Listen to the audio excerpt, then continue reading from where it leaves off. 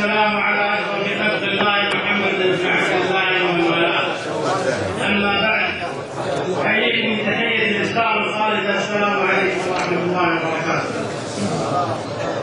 في البداية أشكر سلامة السيد المسير على إقامة هذه الندوة، وهذا الأمر ليس بمستغرب على محمد. أنا حقيقة أعمل 3 رسائل. الرسالة الأولى أوجهها لقبيلة ديام العزيز.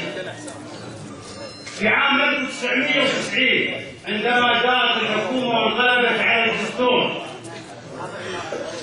وجاءت بما يسمى بالمجلس الوطني، ركز ميعاد في هذه القبيلة العزيزة وقاطعت الانتخابات، وكانت مقاطعتهم حديث كل أهل الكويت. وعندما جاء 2009 وقيل هذا البطل خالد الطاحوس إلى أمن الدولة، عندما جاء 2009 وقيل خالد الطاحوس إلى أمن الدولة بدون سبب، ركز ميعاد آخر لهذه القبيلة العزيزة وتم إيصال خالد الطاحوس إلى قبة البرلمان وكفوا بالحال كملهم. وعندما جاء ميعاد آخر في 2010 عندما أهين الشعب وأهين نواب الشعب، ركز ميعاد آخر عند الهيئة المصيرة.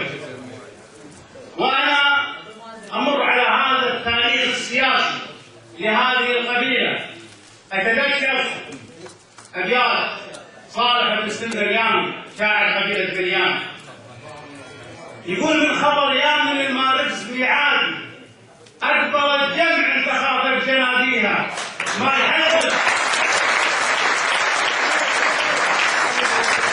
من خبر يا من المارس ميعاد أكبر الجمع أنت خاطب جناديها ما يحسب بين الرتين عواد من حسب يا من بلاغ محصيها.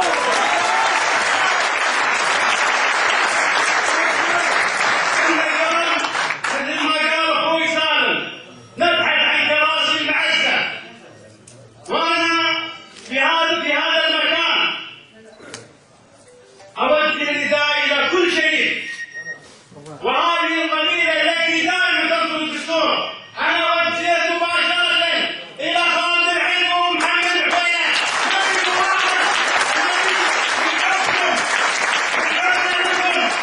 بدأت تكون 25 من ضمن كراسي العلم. الرسالة الثانية أوجهها لأعوام مجلس الأمة. قبل ما أتكلم على ظنك طيب إن شاء الله.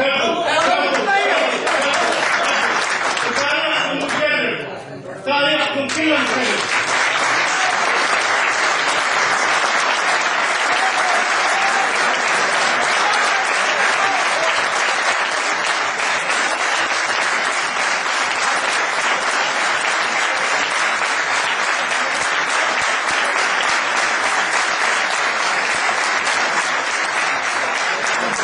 الرسالة الثانية أوجهها لنواب الأمة. قبل ما أوجه الرسالة كنت أتحدث عن 3 تصريحات لبعض النواب الشرفاء وهم كثر.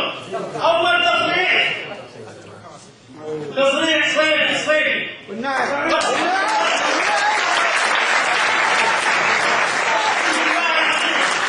يوم قضيت هذا التصريح قلت إما نتهاوى مثل هذا الرجل ولا نقعد في الجمله. يستاهل. 4 كلمات بس مو واحد يقدر يقولها. قال: ما أجمل أن يكون الرجل حر في قبة عبد الله الصالح.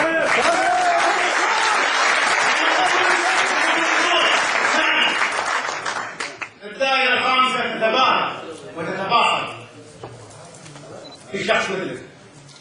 التصريح الآخر تصريح مرزوق الغانم صرح اليوم، ونتمنى أن التصاريح هذه يركز عليها النواب الآخرين.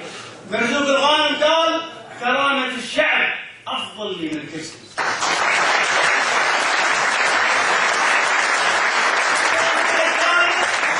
حسين مسجد الطيب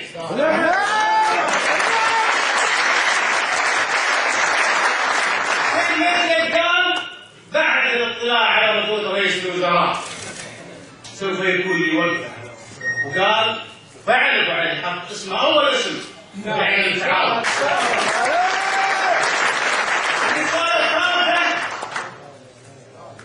أو استقبال الرسالة الثانية لكل النواب عموما، إما أن تكتب أسماءكم، نحن الآن أمام مفترق طرق، إما أن تكتب أسماءكم بماء من ذهب، وإما أن يلعنكم التاريخ الحالي والمستقبل. اليوم ما هي قضية سياسية ولا هي قضية جدلية، اليوم نبحث عن كلام الشعب، إما أن تصوتوا لكلام الشعب وإلا تلعنكم التاريخ.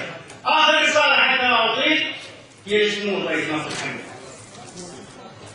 يا سمو الرئيس، هناك البعض من يزين لك وينقل الصورة عكس ما في الشارع. يا سمو الرئيس، هناك من بالغ وقال انك افضل رئيس وزراء مر على تاريخ الكويت. افضل من منو؟ وافضل على شنو؟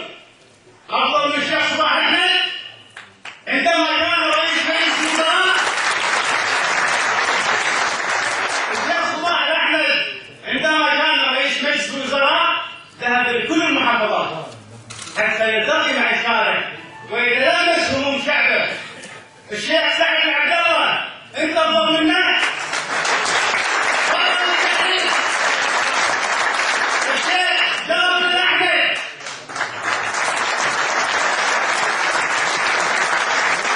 صاحب النهضه انت افضل منا؟ الشيخ صباح السالم اللي يقول انا وشعبي كلهم يا جماعه الدين واحد، احنا الشعب تبغى تسلم الشعب مسار ساعه اضيف يوم مبارك تصلى حد. انت افضل من عبد الله السالم ابو الدستور اللي كان حق بلدنا اللي حافظ الدستور. هذا اللي يبونه الكويت، هذا اللي يبونه الشعب. قالوا نعم والعمر، قالوا وقتوا عليه. هذا ناصر محمد افضل من هؤلاء. انا قلت اوجه كلام لسمو الرئيس، انا تكلمت عن رؤساء الوزراء السابقين باستثناء الشيخ عبد الله السالم ما كان، وعطيت نعلم للحقبه اللي استلموا فيها رئاسه الوزراء. كيف يقول لك شنو نعلم يا سمو الرئيس الحقبه؟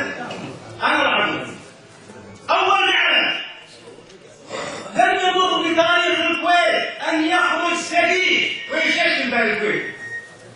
ثاني نعلم للحقبه اللي انت توليتها ظلم الشعب وهي الشعب تلت الملاحظات السياسيه. يا سمو الرئيس عاصمة ما مر في الكويت ولا راح يمر مثله. يا سمو الرئيس انا مواطن عادي ووصل صوتي واقول لك ارجوك ريح البلد، قدم استقالتك في الحكومه.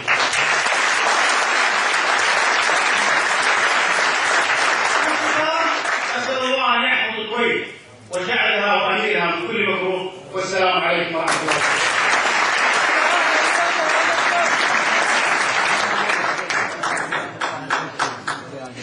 أشكر الدكتور خالد الطيب على الكلمة.